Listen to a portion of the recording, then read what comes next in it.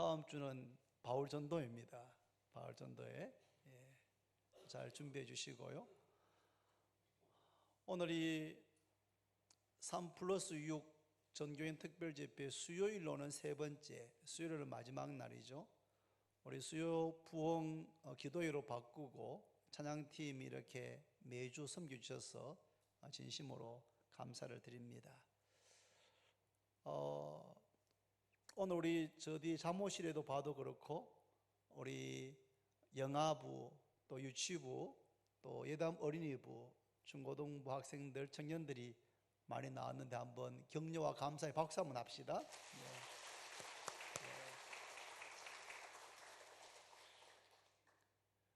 감사합니다. 이번 특별 집회의 목적은 믿음을 계승하는 것입니다. 부모의 믿음이 자녀에게, 할아버지 할머니의 믿음이 손자 손녀에게, 또 우리 교회의 1세대 2세대의 믿음이 우리 교회의 다음 세대에게, 그리고 또 최근에 교회에 나오신 분들은 나이는 장년이시라도 믿음의 그러한 연령으로 보면은 아직까지 어린아이 같은 분들이시니까 그런 분들은 이번 이 특별 집회를 통해서 믿음을 분명하게 갖게 되는 그런 기회가 되기를 바랍니다. 믿음을 계승하는 것, 그리고 성령의 능력으로 비상하는 것, 이것이 이번 특별 집회의 목적이라고 할 수가 있습니다. 우리가 무엇을 믿습니까? 우리가 믿는 내용을 가장 잘 압축해서 기록해 놓은 것이 바로 사도신경입니다. 사도신경. 한번 눈을 뜨고 같이 암송해 보겠습니다. 왜냐하면 눈을 감으면 암송이 잘 되는데 눈을 뜨면 암송이 잘 안 됩니다. 헷갈리는데 한번 해봅니다. 시작. 전능하사 천지를 만드신 하나님 아버지를 내가 믿사오며 그 외아들 우리 주 예수 그리스도를 믿사오니 이는 성령으로 잉태하사 동정녀 마리아에게 나시고 본디오 빌라도에게 고난을 받으사 십자가에 못 박혀 죽으시고 장사한 지 사흘 만에 죽은 자 가운데서 다시 살아나시며 하늘에 오르사 전능하신 하나님 우편에 앉아 계시다가 저리로서 산자와 죽은 자를 심판하러 오시리라. 성령을 믿사오며 거룩한 공회와 성도가 서로 교통하는 것과 죄를 사하여 주시는 것과 몸이 다시 사는 것과 영원히 사는 것을 믿사옵나이다. 아멘. 이 사도신경, 이것이 지난 2000년 교회 역사 가운데 변함없이 고백되어 온 신앙 고백의 내용이고 2단인지 3단인지 5단인지를 구별하는 기준도 바로 이 사도신경입니다. 사도신경의 신앙 고백의 내용을 동일하게 고백하면 어떤 형식은 조금 문화적으로 다를 수 있지만 정통 기독교다, 바른 믿음이다 라고 할 수 있지만 아무리 숫자가 많고 아무리 열심히 있다고 해도 이 신앙 고백의 내용이 틀리면 그것은 다른 믿음, 다른 복음, 잘못된 짝퉁이라고 할 수 있습니다.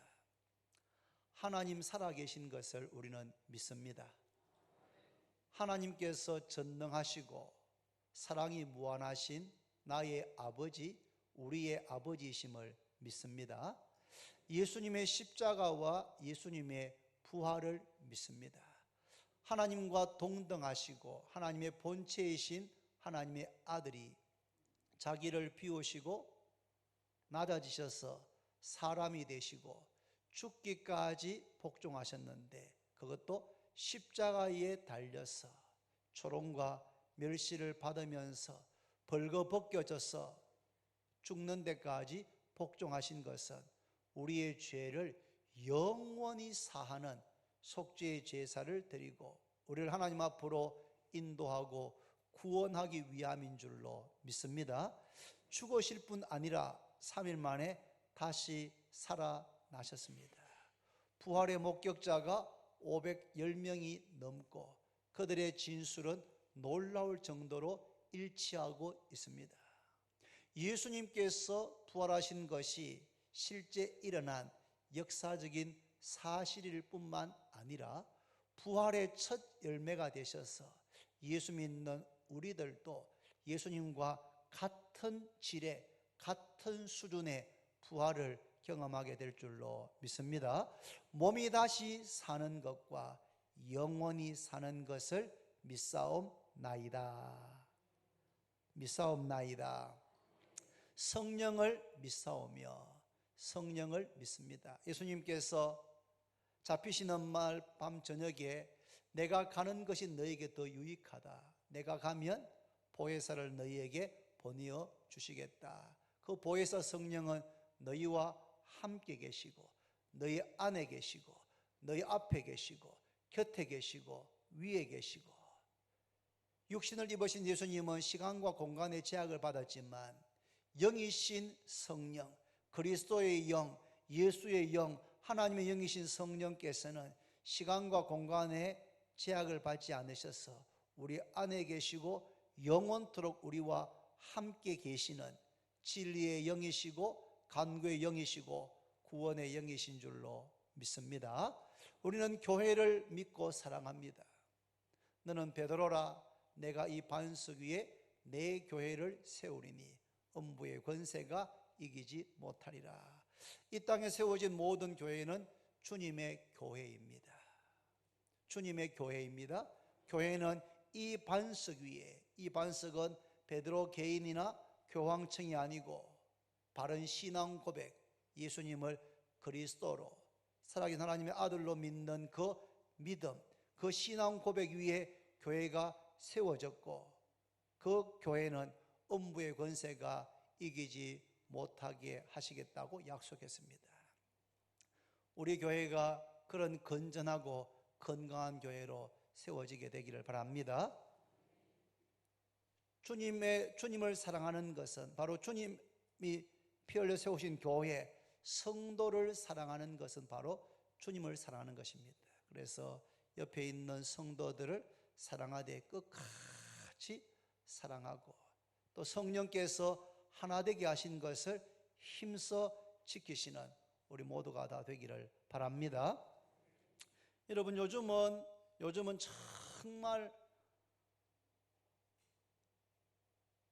정말 성도들이 이렇게 교회의 뿌리를 깊이 내리기보다는 유튜브라고 하는 것이 참 유익합니다. 여러분, 온갖 정보가 다 들어 있습니다.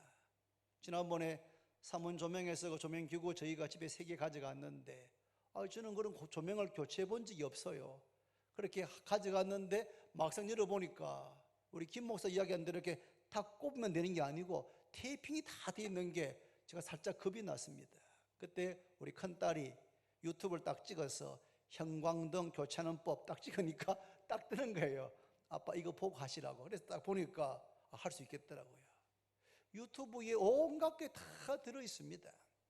유튜브에 우리 한국의 유명한 목사님 설교가 다 올라와 있습니다. 전 세계 유명한 설교가 다 올라와 있습니다. 그러니까 목회하기 힘들겠습니까? 쉽겠습니까? 여러분, 유튜브 설교도 너무 많이 들으면 유익하지 않습니다. 유익하지 않습니다. 정말 내 영혼이 줄일 때, 그럴 때 설교 말씀을 유튜브로 들을 수 있고 또 탁월한 훌륭한 설교자의 설교를 들으면서 말씀에 대한 이해와 통찰력 갖는 거 필요합니다, 여러분. 그런데 자칫 잘못하면 예배 시간에 와서 예배 중에 선포되는 말씀에는 은혜 받지 않고 유튜브 통해서 은혜 받고 교회 와서는 설교 들으면서는 설교자를 판단하는 그런 교인들이 많습니다. 요즘 많습니다. 그것은 그 영혼을 위해서 유익하지 않습니다. 그래서 어떤 제가 아는 목사님은 교인들한테 유튜브 설교 보는 것을 금합니다. 그렇게 선포한 교회도 있습니다.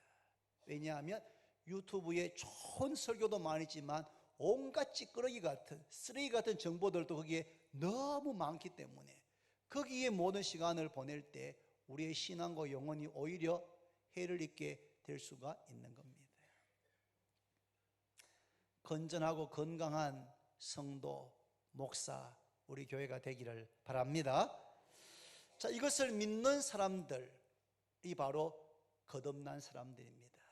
모세가 광야에서 뱀을 든 것 같이 인자도 들려야 하리니 이는 그를 믿는 자마다 영생을 얻게 하려 하심이라. 영생을 주시기 위해서, 구원을 주시기 위해서 모세가 광야에서 뱀을 들렸던 같이 인자, 주님께서 이 땅에 오셔서 땅에서 몸이 들려지고 십자가에 못 박혀서 죽으셨습니다.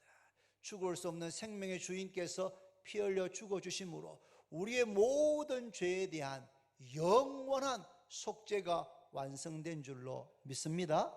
이는 그를 믿는 자마다 영생을 얻게 하려 하심이라. 사람이 거듭나지 아니하면 교회를 몇 년 다녀도 하나님 나라를 볼 수 없고 들어갈 수 없습니다. 어떻게 거듭납니까?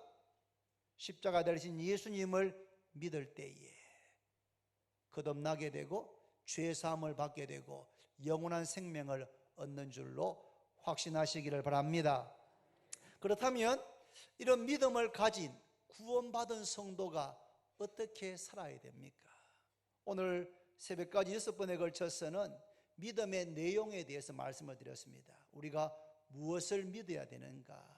믿음의 내용, 그 내용은 사도신경의 내용과 많은 부분이 겹칩니다. 하나님 살아계신 것을 믿고 예수님의 십자가, 부활, 성령, 교회를 믿는 겁니다. 물론 빠진 내용이 몇 가지 있습니다. 죄사함도 몇 가지 있지만 거기다 포함되어지는 내용들입니다. 그렇다면 이런 믿음을 가진 성도들이 어떻게 살아야 되는가? 야고보서 2장 26절 말씀이 있습니다. 한번 따라합니다. 영혼 없는 몸이 죽은 것 같이 행함이 없는 믿음은 죽은 것이니라. 영혼이 빠져나간 몸은 죽은 것이잖아요. 살아있을 때는 영혼과 육체가 하나입니다. 영혼이 우리 안에 있습니다. 그래서 어디까지가 육체고 어디까지가 영혼인지 구별되지 않습니다. 영혼이 우리 머리에 있는지 심장에 있는지 머리부터 발까지 다 꽉 차 있는지 우리는 잘 모릅니다. 그러나 분명한 것은 영혼이 우리 안에 있습니다. 영혼이 빠져나가면 영혼이 없는 그 몸은 모습은 살아있는 것 같지만 죽은 것입니다. 죽은 상태가 바로 영혼이 빠져나간 상태인데 영혼 없는 몸이 죽은 것 같이 행함이 없는 믿음은 죽은 것이니라. 행함이 없는 믿음은 죽은 것이다. 믿음이 있는 사람이 그러면 어떻게 행하고 어떻게 살아야 됩니까? 오늘 읽은 본문에 한 율법사 예수님께 물었습니다. 예수님을 시험하기 위해서 물었습니다. 선생님, 어느 계명이 큽니까? 구약 성경에 계명이 아주 많은데 613가지나 되는데 그 많은 율법을 다 기억할 수도 없는데 그 중에서 어느 계명이 가장 크고 중요합니까? 라고 물었습니다. 그때 예수님께서 그에게 대답하시기를 내 마음을 다하고 목숨을 다하고 뜻을 다하여 주 너희 하나님을 사랑하라 하셨으니 이것이 크고 첫째 되는 계명이요 둘째도 그와 같으니 내 이웃을 내 자신같이 사랑하라. 이 두 계명이 온 율법과 선지자의 강령이니라. 가장 중요한 계명은 뭐냐 하면 마음을 다하고 목숨을 다하고 뜻을 다해서 하나님을 사랑하는 것입니다. 그와 동일하게 중요한 것은 내 이웃을 내 자신같이 사랑하는 것입니다. 그러면 구원받은 성도가 사랑해야 될 대상이 하나입니까? 둘입니까? 셋입니까?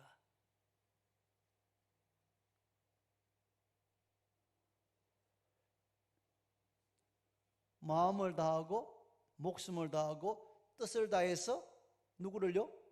하나님을 사랑하고, 두 번째는요? 내 이웃을 사랑하는데 누구처럼? 내 자신처럼. 그러니까 구원받은 성도가 사랑해야 될 대상은 하나님,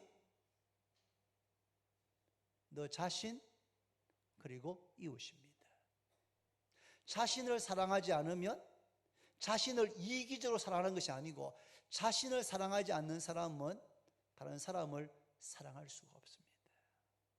하나님을 사랑하고 내 자신을 사랑하되 내 자신을 사랑하는 것 같이 이웃을 사랑하라. 이것이 모든 온 율법과 선지자의 강령이다. 이것이 모든 구약 성경의 골자이고 요약이고 핵심이다. 모든 율법이 이 두 가지의 계명에 걸려 있다. 그렇게 말씀했습니다. 믿음이 성장하게 되면 사랑이 깊어지게 됩니다. 그러니까 믿음과 사랑은 비례하는 것이죠.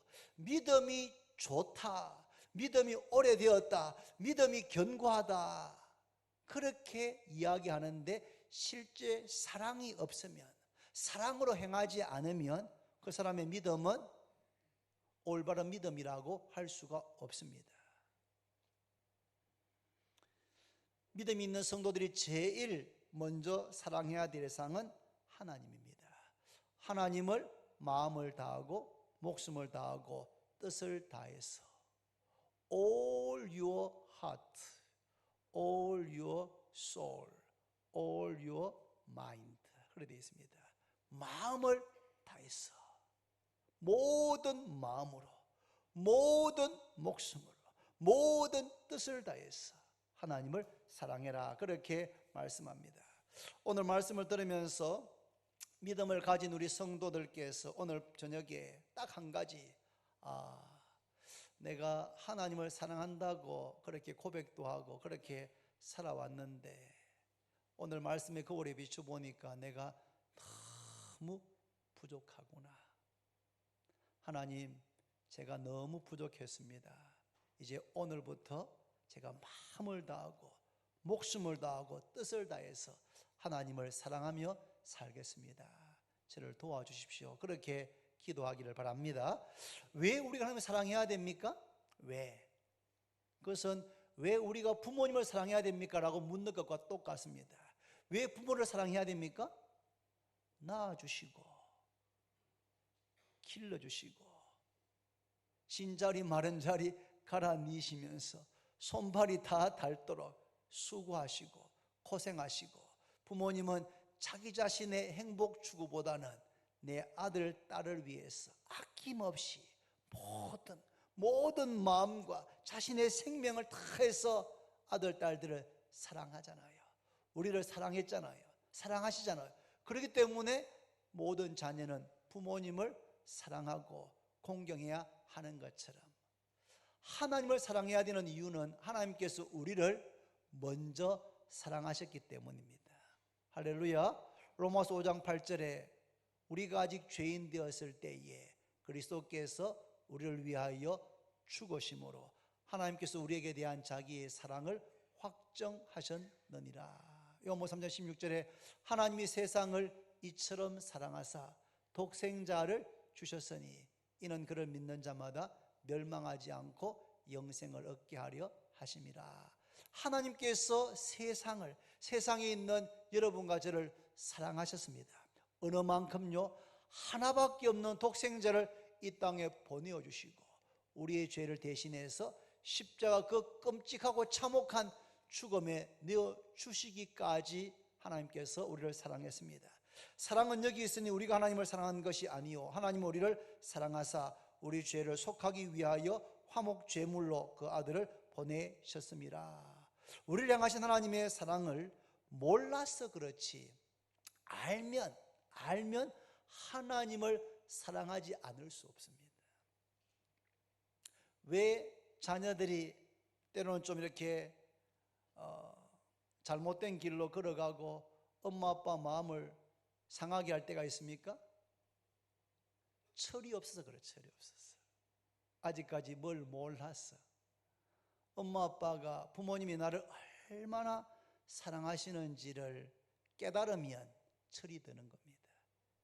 깨달으면 부모님을 사랑하게 되는 것처럼 하나님의 사랑을 우리가 몰라서 그렇지, 대충 알아서 그렇지, 하나님의 사랑을 정말 그 사랑의 깊이와 넓이와 높이와 길이를 알면 알수록, 그래서 바울 사도가 에베소 교회를 위해서 기도할 때 하나님, 에베소 교회 성도들, 그들을 향하신 하나님의 그 사랑의 깊이와 넓이와 높이와 길이를 저들이 알게 해주시기를 기도하지 않습니까? 하나님의 사랑이 얼마나 깊은지, 얼마나 넓은지, 얼마나 높은지, 얼마나 긴지, 얼마나 영원한지를 알면 그 사랑을 받은 사람은 하나님을 저절로 사랑하게 되어 있는 겁니다. 자, 이렇게 하나님께서 우리를 사랑하셨는데 우리가 어떻게 그러면 하나님을 마음을 다하고 목숨을 다하고 뜻을 다해서 사랑할 수가 있겠습니까? 여기 앞에 딱 계신 집사님 같으면은 제가 참 사랑한다 하면은 뭐 맛있는 것도 사드리고 옷도 사드리고 이렇게 하면서 내 사랑을 표현할 수 있는데, 하나님에게 나의 사랑을 어떻게 표현할 수가 있겠습니까? 예수님께서 요한복음 4장 23절에 그것을 알려주었습니다.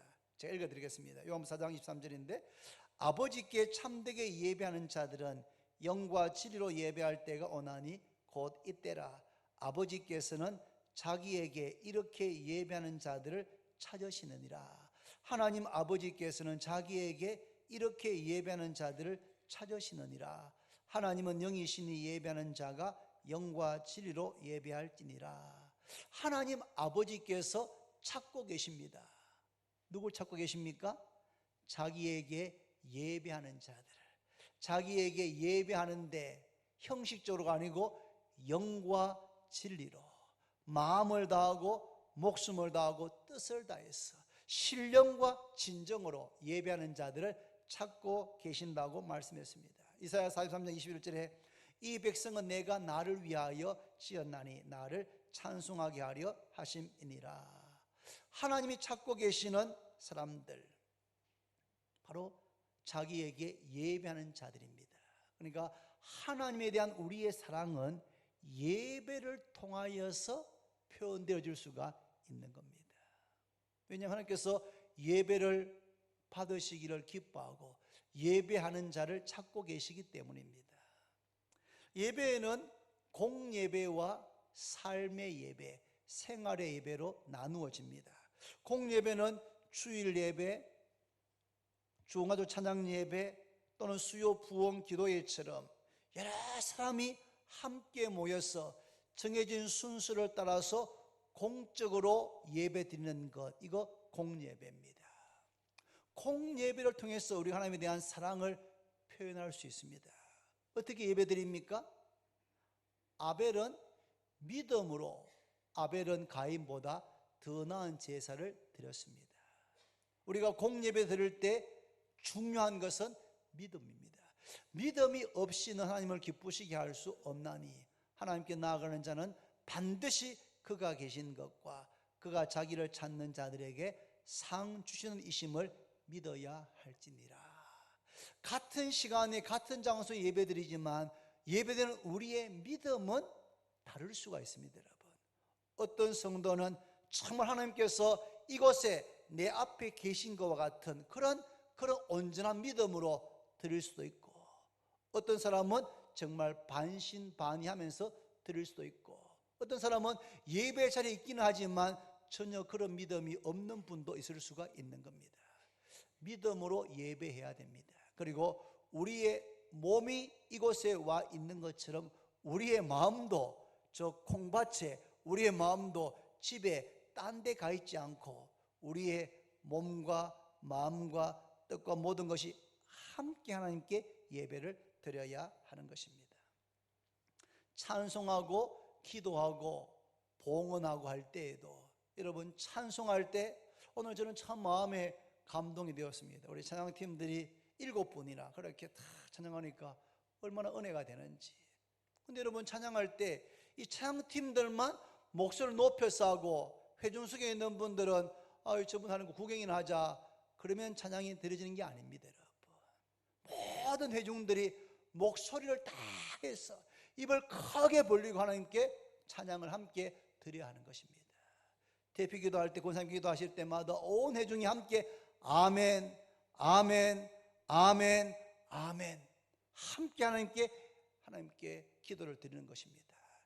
제가 하나님께 헌금을 봉헌할 때도 하나님이 이러한 분이 하나님께 이런 제목으로 감사 예물을 드립니다. 아멘. 건축을 정함 주 앞에 드립니다. 아멘.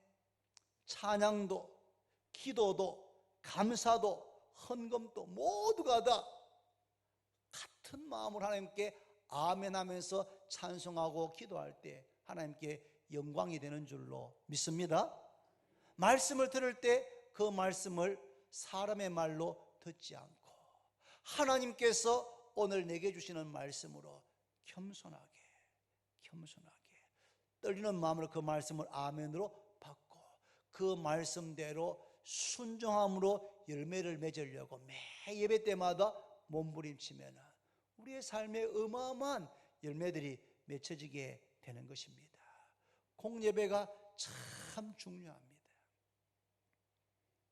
물론 여러분 예배를 저한테 드린 건 아니잖아요. 저도 같은 예배자입니다.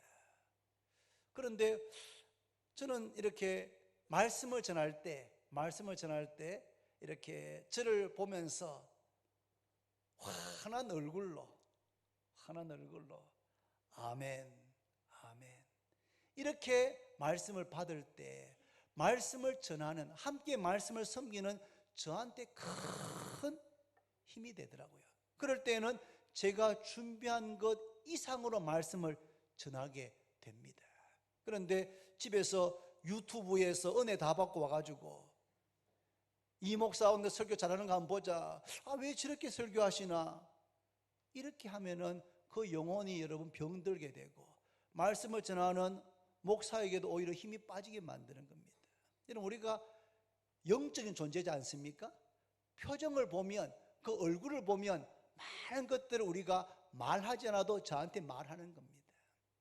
그래서 우리가 함께 말씀을 전하고 들을 때 함께 은혜 받고 함께 섬기기 위해서는 저는 성령과 능력과 확신 가운데 말씀을 전하기 위해서 힘쓰고 성도님들 회중들은 그 말씀을 하나님께서 내게 하시는 말씀으로 받으려고 그렇게 애쓸 때에 손바닥 이렇게 마주쳐서 소리 나는 것처럼 함께 성령의 스파크가 말씀의 역사가 일어나게 될 줄로 믿습니다. 공예배가 중요합니다. 공예배를 통해서는 하나님에 대한 우리의 사랑을 표현하는 것입니다. 공예배를 통해서 어떻게 하나님과 교제하는지를 배우는 겁니다. 장로님, 권사님의 기도를 들으면서 저렇게 기도하면 되는구나 따라하게 되는 것이에요. 찬송을 하면서 여러분 찬송도 좀 모르는 우리 요즘은 다 찬양을 좀 쉽게 하잖아요. 좀 몰라도 가사를 그냥 소리내어 읽듯이 이렇게 하는 겁니다. 그렇게 할 때에 곡종 있는 기도가 되고 은혜가 되는 줄로 믿습니다. 공예배가 중요하지만 여러분 공예배가 전부는 아니고 우리의 삶의 예배가 중요합니다. 지난주 말씀드렸던 골로새 3장 23절에 무슨 일을 하든지 마음을 다하여 죽게 하듯 하고 사람에게 하듯 하지 말라. 에녹은 300년간 하나님과 동행했습니다. 하나님께 예배했습니다. 그런데 에녹이 밖에 출입하지 않고 교회에서만 살았다, 기도원에 살았다 그런 말이 아닙니다. 300년간 하나님과 동행하며 자녀를 낳았으며 자녀를 낳고 기렸다는 이야기는 일상적인 생활을 다 했다는 것이죠. 그러니까 에녹은 300년 동안 공적인 예배만 드렸다는 것이 아니고 삶의 예배, 생활의 모든 자녀를 낳아서 양육하고 들에 나가서 농사짓고 양을 치는 이런 모든 일상생활 가운데서 삶의 순간순간 하나님께 예배자로 예배하는 마음으로 드렸다는 겁니다. 쉬지 말고 기도하라. 불가능해 보이지만 우리가 아침에 일어나서 순간순간 음식을 먹기 전에 하나님 감사합니다. 출근할 때 차를 타고 하나님 안전운행하게 동행해 주십시오. 직장에 딱 들어서서 사무실에 들어서서 하나님 오늘 하루도 저와 함께 해 주십시오. 사람 만나기 전에도 하나님 오늘 만나서 꼭 필요한 이야기가 잘 나누어지게 해 주십시오. 어디 갈 때에도 무슨 일을 할 때마다 순간순간 하나님께 기도를 하나님께 쏘아 올리는 것이죠. 그게 바로 기도이고 삶의 예배입니다. 신구약 성경 전체에서 볼 때에 가장 우리가 본받을 만한 예배자는 바로 다윗입니다. 다윗은 하나님의 언약궤가 방치되어 있는 그 언약궤를 예루살렘 성 안으로 가지고 오고 싶어서 너무너무 마음이 간절했습니다. 그런데 첫 번째 시도에서는 그가 지식이 부족해서, 마음은 열심히 있는데 지식이 부족해가지고 하나님의 언약궤를 레위인들이 어깨에 메고 옮겨야 되는데 그것을 새 수레를 만들어가지고 이방 신상을 옮기는 것처럼 수레에 싣고 옮기다가 소가 뛰는 바람에 우사가 그것을 잡다가 그 자리에서 적사하게 되는 겁니다. 다윗이 충격을 받아가지고 옮기는 일을 중단하게 됩니다. 다시 말씀을 읽고 기도하는 가운데 깨달은 겁니다. 내가 하나님에 대한 열심은 있었지만 지식이 부족했구나. 언약궤에는 수레에 옮기는 것이 아니고 레위인들이 어깨에 메고 옮겨야 되는구나. 그렇게 해서 그 다음에는 하나님께 아주 조심스럽게 해서 언약궤를 예루살렘 성 안으로 옮겨왔고 그 안에 있는 장막을 특별히 만들어서 다윗의 장막 안에 언약궤를 모시고는 그 언약궤 앞에서 그 장막에서 24시간 하나님께 찬양하며 예배하게 그렇게 했습니다. 다윗은 탁월한, 우리가 본받을 만한 그런 훌륭한 예배자입니다. 그가 성전을 그렇게 건축하고 싶었던 것은 자기 당대에 무슨 엄청난 업적을 남기기 위해서가 아닙니다. 성전 건축물 짓는 것이 다윗의 목적이 아니고 하나님께 이스라엘 백성 전체가 예배자가 되게 하고 싶은 그 열망이 다윗에게 있었던 것입니다. 우리에게도 이러한 예배에 대한 소원이 있기를 바랍니다. 우리나라가 경제 수준이 지난 30년, 40년 사이에 엄청나게 많이 높아졌습니다. 그러면서 성도들도 여행을 많이 다니게 됩니다. 한 번씩 이렇게 일하시다가 1년에 한두 차례 국내라도 혹은 외국에 여행 가는 것은 우리의 삶을 참 풍요롭게 만드는, 자신의 삶을 돌아보고 하는 참 좋은 기회인 것은 사실입니다. 그런데 여러분 기억해야 될 것은 여행보다도 예배가 더 소중합니다. 여행보다도 예배가 더 소중합니다. 여행보다 예배가 더 소중합니다.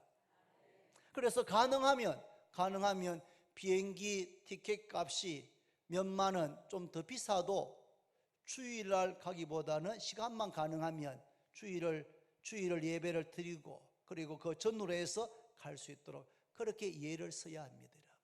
그러나 좀 여행 기간이 길어서 어쩔 수 없이 주일을 끼워야 되는 경우에는 국내 제주도든 혹은 외국에 어디 가서도 꼭 주일 예배를 온 가족이 거기 가서 예배를 드리도록, 때로는 영어로 일본말로 예배를 드려서 잘 예배를 못 알아듣는다 할지라도 그곳에 가서 예배를 함께 드리는 것입니다. 왜요?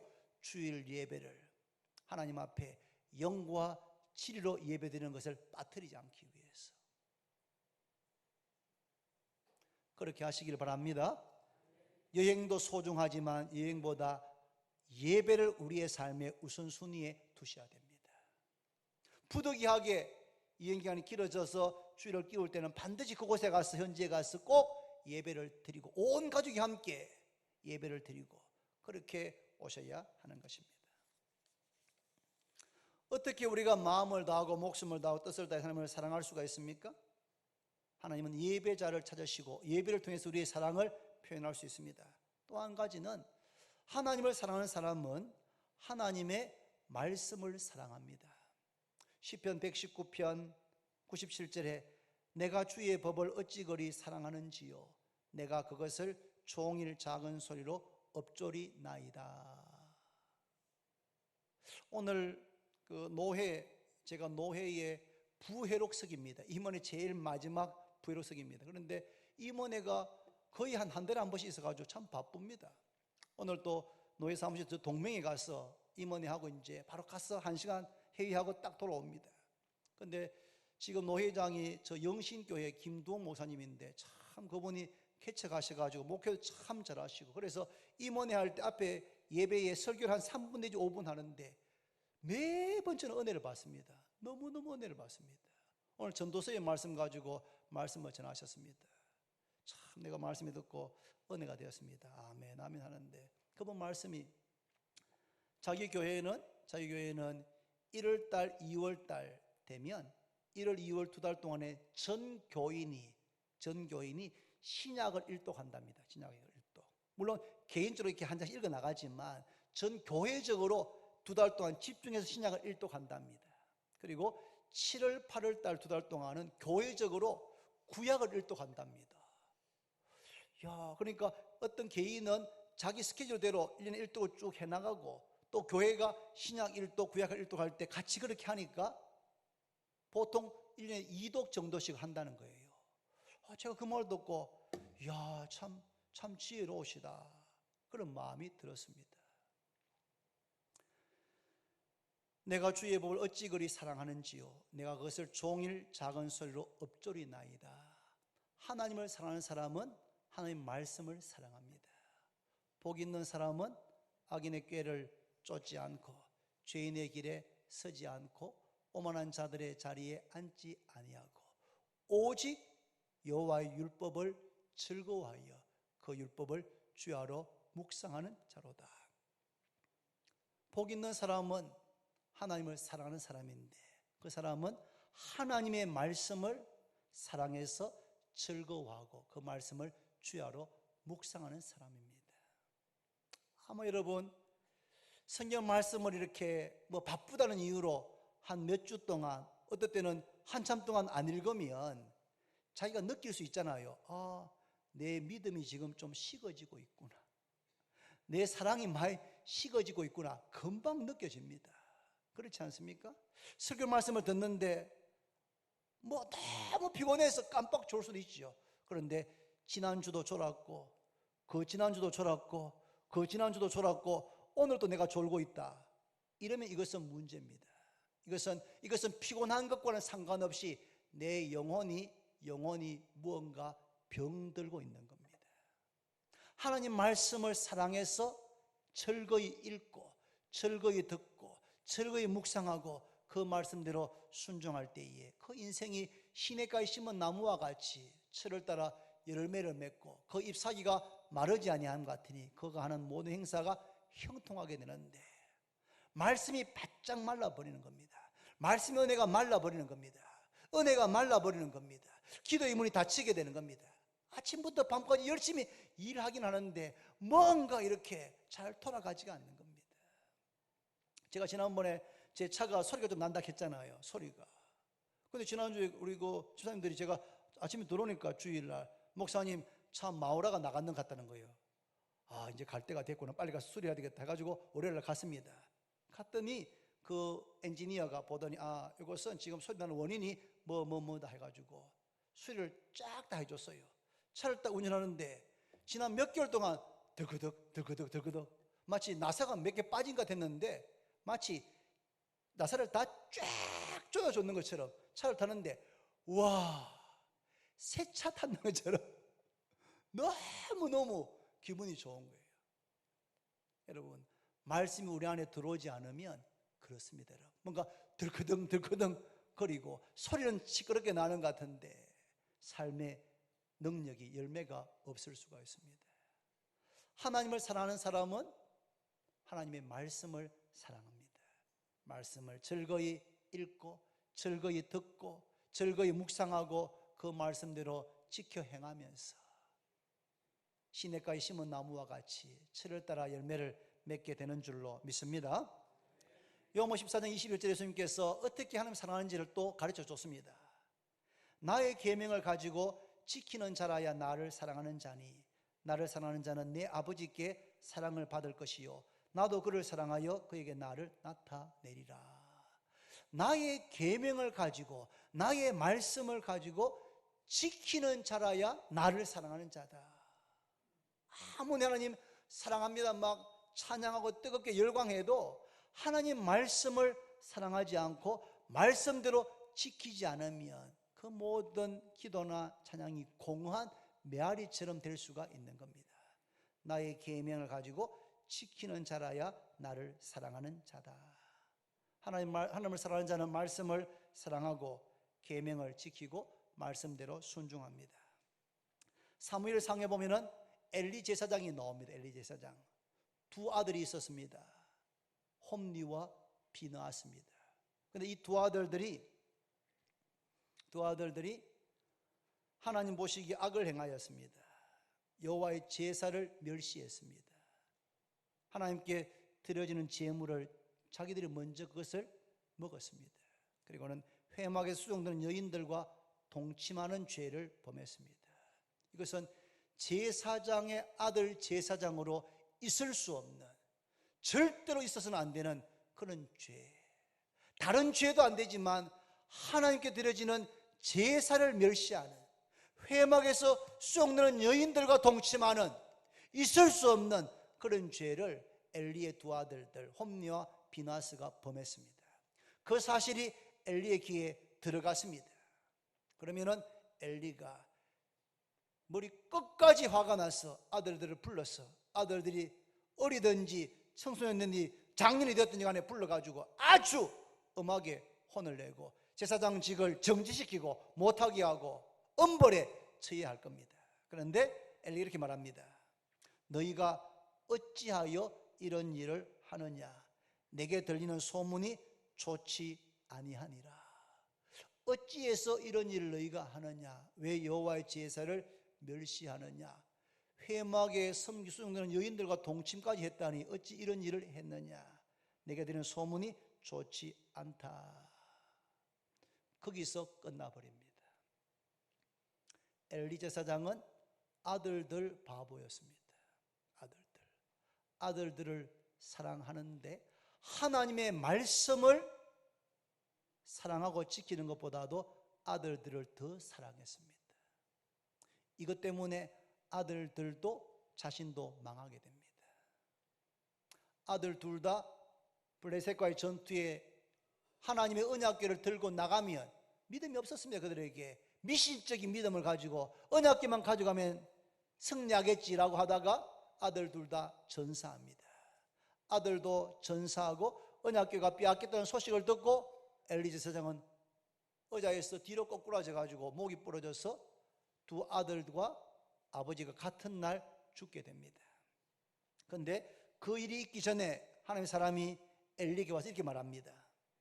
내가 전에 너희의 집과 네 조상의 집이 내 앞에 영원히 행하리라 하였으나 이제 나 여호와가 말하노니 결단코 그렇게 하지 아니하리라. 나를 존중히 여기는 자를 내가 존중히 여기고 나를 멸시하는 자를 내가 경멸하리라. 하나님께서 말씀하시기를 나를 존중히 여기는 자, 내 말을 존중히 여기는 자, 내가 그 사람을 존중히 여기고 나를 멸시하는 자, 내가 그를 경멸하겠다. 그 말씀 그대로 엘리 집안에 이루어지게 됩니다. 하나님을 존중했던 사무엘, 하나님께서 그를 평생 이스라엘의 귀한 지도자로 삼으십니다. 하나님을 존중했던 이새의 아들 다윗, 하나님 그를 아버지 양떼로 돌보는 목동에서 그를 이스라엘의 목자 왕이 되게 하시고 그를 존중하시는 것을 볼 수가 있습니다. 엘리와는 대조적으로 아브라함은 그도 아들을 사랑했습니다. 엘리보다 더 늦은 나이에 100세의 나이에 아들 이삭을 얻었습니다. 이삭은 약속의 아들입니다. 25년을 기다려서 자기 몸과 자기 안에 사라의 몸이 자녀를 낳는 것이 불가능한, 생물학적으로 불가능한 그런 때에 하나님께서 아브라함과 이삭 사이에 아들 이삭을 낳게 했습니다. 얼마나 사랑스럽고 얼마나 기뻤겠습니까? 그런데 이삭의 나이가 10대 중후반쯤 되었을 때에 하나님께서 아브라함에게 아브라함아, 아브라함아, 내 아들, 내 독자 이삭을 데리고 모리아 땅에 가서 내가 지시한 곳에서 그를 번제로 바쳐라. 이것은 정말 이해할 수 없는 하나님의 말씀입니다. 하나님께서 주셨습니다. 주시겠다고 했고 이 아들 통해서 내 후손이 하늘의 별처럼 바다의 모래처럼 많게 되겠다고 약속하셨는데 그 아들을 칼로 찔러 죽여가지고 불태워서 번제로 바치라는 것은 상식적으로 이해가 되지 않는 말씀입니다. 그런데 아브라함은 자신의 목숨보다도 더 사랑하는 아들 이삭을 번제로 바치기 위해서 데리고 사흘 길을 갑니다. 산에 오릅니다. 아들을 결박합니다. 단위에 누입니다. 그리고는 칼을 뽑아서 이삭의 심장을 찌르려고 할 때에 하나님께서 아브라함아, 아브라함아, 이제야 너가 나를 경외하는 줄 알겠다.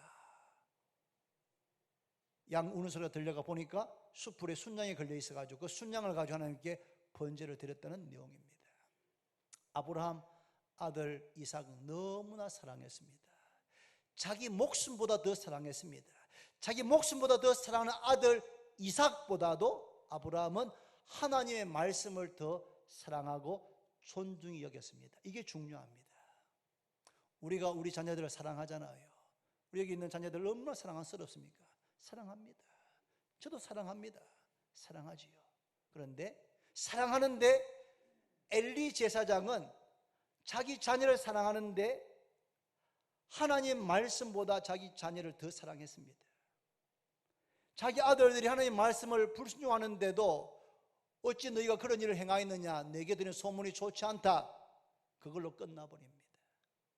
그런데 아브라함은 자기의 100세에 얻은 아들을 너무 사랑하지만 그 아들보다 하나님을 더 경외하고 더 사랑하고 존중해서 이해가 되지 않지만 자기 하나밖에 없는 아들 이삭을 번제로 바치기로 결정하고 순종합니다.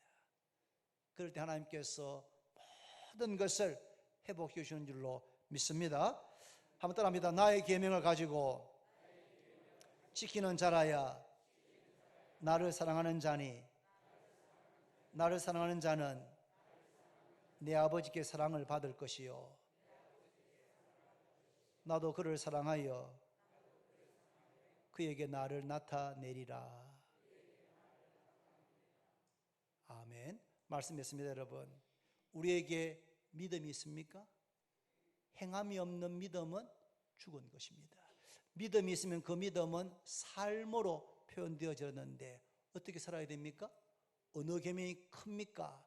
했을 때 내 마음을 다하고 목숨을 다하고 뜻을 다해서 주 너희 하나님을 사랑해라.